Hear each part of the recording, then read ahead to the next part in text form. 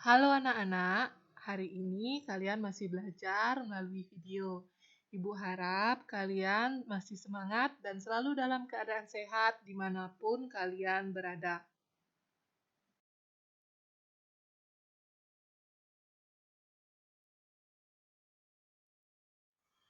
Hari ini kalian akan belajar di tema 3, benda di sekitarku. Subtema 1, aneka benda di sekitarku. Hari ini kalian akan belajar di pembelajaran 5. Hal yang akan kalian pelajari di pembelajaran 5, yang pertama, bahan untuk membuat benda, yang kedua, hak dan kewajiban saat bermusyawarah, yang ketiga, satuan ukur panjang. Nah, kalian sudah tahu kan bahan untuk membuat benda yang dari kayu dan yang dari plastik. Sudah Ibu bahas pada kegiatan pembelajaran sebelumnya. Nah, pada pembelajaran 5 ini kita akan membahas bahan untuk membuat benda dari kaca, logam, dan karet. Oke, kita mulai dari benda dari kaca. Kaca terbuat dari bahan baku pasir kaca atau pasir silika. Kaca memiliki sifat kedap air, tembus cahaya, dan mudah pecah. Yang ketiga, kaca digunakan untuk membuat peralatan rumah tangga seperti piring, gelas, dan mangkuk. Selain itu, kaca juga digunakan sebagai bahan bangunan untuk membuat jendela dan pintu. Untuk jendela, mungkin kalian sudah sering mengamati bagaimana kaca itu dimanfaatkan. Sedangkan untuk pintu, seperti ini contohnya.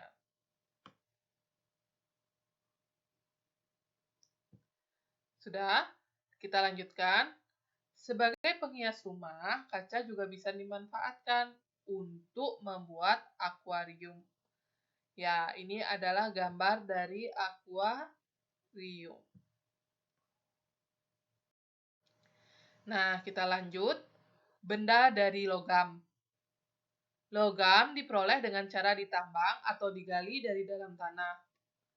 Logam memiliki sifat keras, kuat, menghantar panas yang baik, tidak menyerap air, dan dapat ditempa. Bahan yang termasuk logam antara lain besi, aluminium, baja, tembaga, dan emas. Besi dan baja adalah logam yang sifatnya kuat, sehingga sering digunakan untuk membuat tiang bangunan. Nah, aluminium adalah logam yang ringan dan baik menghantarkan panas, sehingga dimanfaatkan untuk membuat peralatan rumah tangga seperti panci, wajan, sendok, dan pisau. Nah, untuk kalian yang belum tahu seperti apa pemanfaatan besi dan baja, kalian bisa lihat pada tampilan gambar berikut ini. Ya, ini adalah tampilan bangunan yang belum selesai dibangun. Jadi, di sini masih bisa terlihat bahwa terdapat besi-besi yang digunakan sebagai dasar untuk tiang bangunan. Ini dia masih terlihat ada di sini,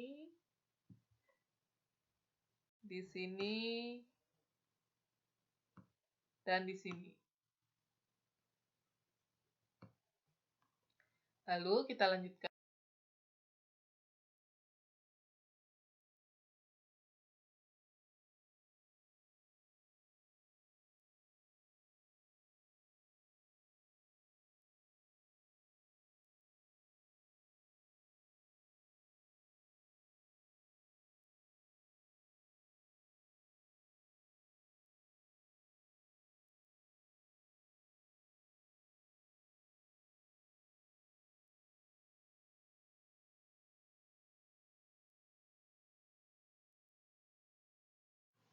Sekarang kalian amati ketiga tempat sampah ini. Kira-kira apa yang berbeda? Kita simak teks berikut. Kamu telah mempelajari aneka bahan pembentuk benda. Setiap bahan pembentuk benda mempunyai sifat yang khas. Perhatikan lingkungan rumahmu. Sebutkan bahan yang biasa digunakan untuk membuat tempat sampah. Ya, Plastik, kayu, bahkan logam seperti aluminium dapat dibuat tempat sampah. Jadi, kalau di rumah ibu, tempat sampahnya terbuat dari plastik, seperti contoh yang ini. Nah, untuk contoh yang paling bawah itu adalah tempat sampah yang terbuat dari kayu. Adapun tempat sampah yang berbentuk lingkaran di tengah-tengah itu merupakan tempat sampah yang terbuat dari besi atau aluminium. Sekarang perhatikan tempat sampah di rumahmu. Terbuat dari apakah tempat sampah di rumahmu? Kita lanjut. Apakah jumlahnya mencukupi? Kalau di rumah ibu, jumlahnya mencukupi karena terdapat 2 tempat sampah. Yang pertama ada di dalam rumah dan yang kedua ada di luar rumah.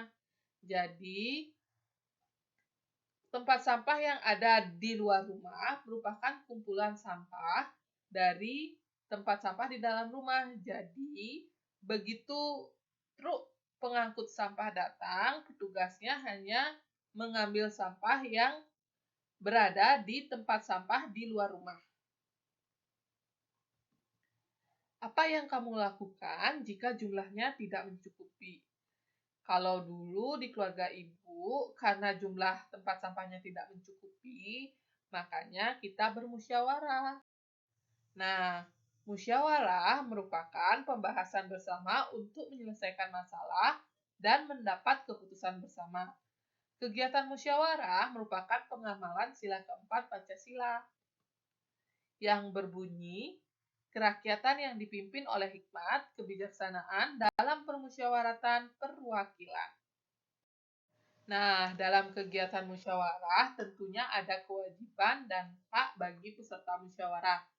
Di tema 2 sebelumnya sudah kita bahas apa itu kewajiban dan hak.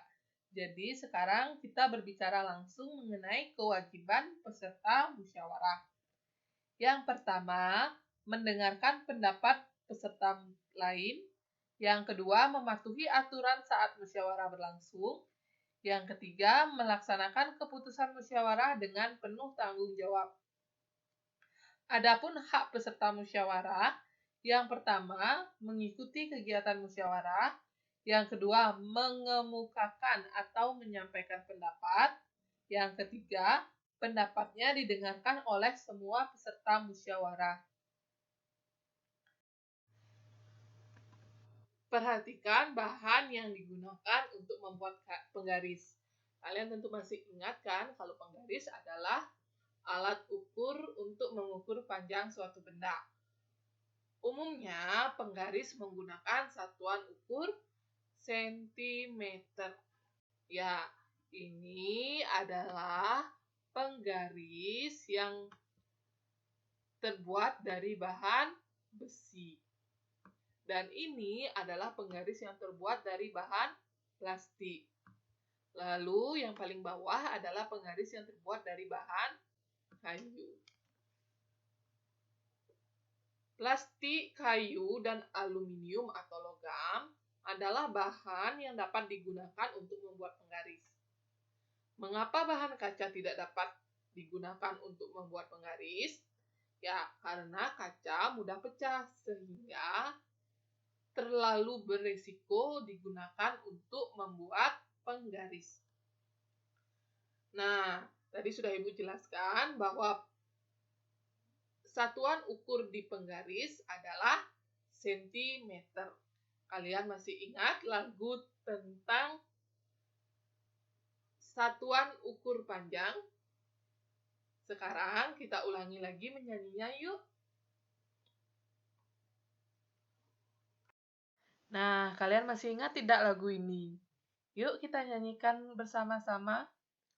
Kilometer, hektometer, dekameter, dan meter, desimeter, sentimeter, terakhir milimeter. Itulah satuan panjang yang harus kamu hafal. Turun tangga tambah 0, naik tangga hilang 0. Nah, jadi di sini kalian setidaknya memahami bahwa satuan panjang memiliki urutan tersendiri dari kilometer hingga milimeter. Agar kalian lebih mudah menghafalkan urutannya, bisa kalian nyanyikan lagu ini sering-sering agar kalian juga bisa memahami tangga satuan panjang. Tadi kalian sudah menyanyikan lagu satuan ukur panjang. Nah, sekarang Ibu tampilkan satuan ukur panjang dalam bentuk tangga satuan ukur panjang. Sekarang Ibu punya pertanyaan. Jika 200 cm dan 7 meter dirubah satuannya, nah kalau 200 cm akan dirubah menjadi meter, dan 7 meter akan dirubah menjadi sentimeter, bagaimana cara kalian merubah satuan ini? Kita mulai dari 200 cm dulu. Ya, kita lihat posisi sentimeter di mana? Ya, posisi sentimeter ada di sini. Lalu, kita lihat dari 200 cm menuju meter atau M, kita naik atau turun? Ya, tentunya naik tangga. Jadi, kita mengurangi angka nolnya sebanyak kita menaiki tangga. Kita mulai. 1, tangga pertama, 2. Nah, kita menaiki 2 tangga dari sentimeter menuju meter. Sehingga 200 cm jika dihilangkan nolnya 2 menjadi 2 meter. Lalu kita lanjutkan pada soal yang 7 meter dirubah menjadi satuan sentimeter. Kita lihat posisi meter ada di mana? Ya, di sini. Lalu kita lihat dari meter menuju sentimeter, apakah dia naik atau turun tangga? Ya, turun tangga. Sehingga nanti di belakang angka 7, kalian tambahkan 0 sesuai jumlah kalian turun tangga. Kita mulai hitung untuk turun tangganya. Dari meter menuju sentimeter. Sekarang kita turun dari meter ke desimeter. 1. Lalu desimeter ke sentimeter. 2. Ya, kita turun sebanyak 2 langkah. Sehingga ditambah 2 angka 0 di belakang angka 7. Jadi 7 meter sama dengan 700 cm.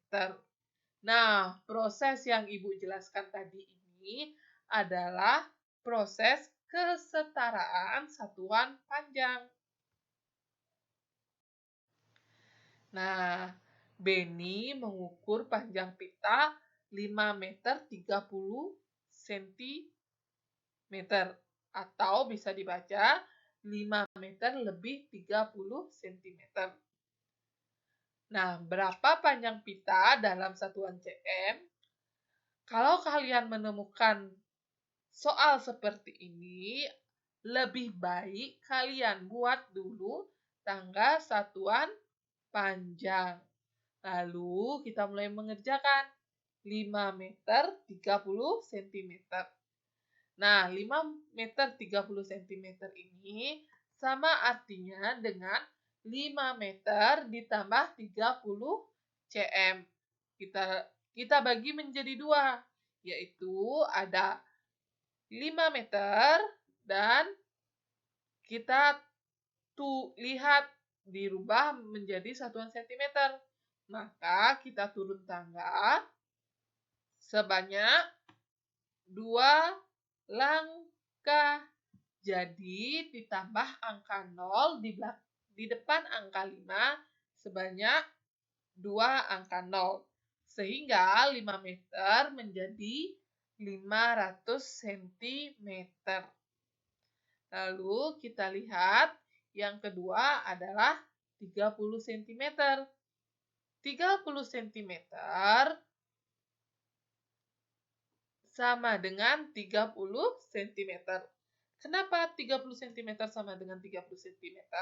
Karena pada soal 30 cm dan akan dirubah ke cm, jadi posisi angka 30 tidak naik dan tidak turun, sehingga nilainya tetap. Lalu, soal 5 meter 30 cm ini juga bisa dijelaskan sebagai berikut. 5 meter 30 cm sama dengan 5 meter ditambah 30 cm.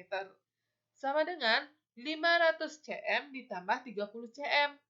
Sama dengan 530 cm.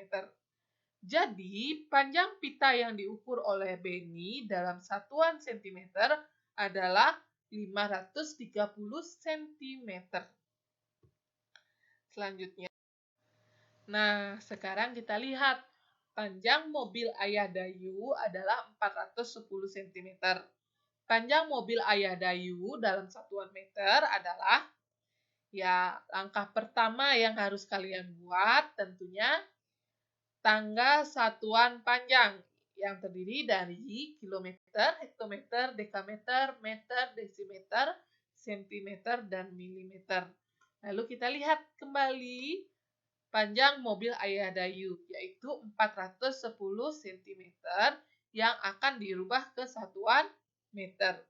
410 cm sama dengan 400 cm ditambah 10 cm.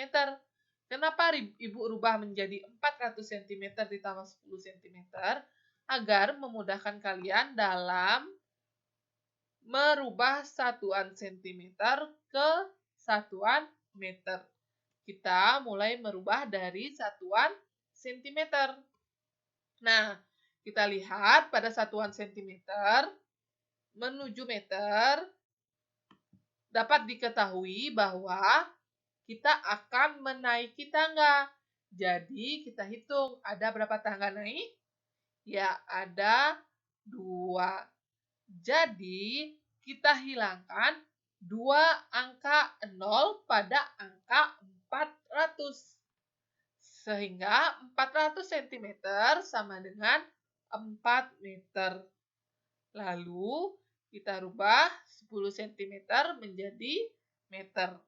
Nah, karena 10 cm kekurangan 0, tidak memiliki angka 02, sedangkan dalam satuan cm menuju meter kita harus menghilangkan 2 angka 0, maka angka 10 cm masih tetap menjadi 10 cm. Cara lain untuk mengerjakan soal ini yaitu 410 cm sama dengan 400 cm ditambah 10 cm sama dengan 4 meter ditambah 10 cm. Sama dengan 4 meter 10 cm. Jadi, panjang mobil Ayah Dayu dalam satuan meter adalah 4 meter 10 cm. Yang bisa dibaca 4 meter lebih 10 cm.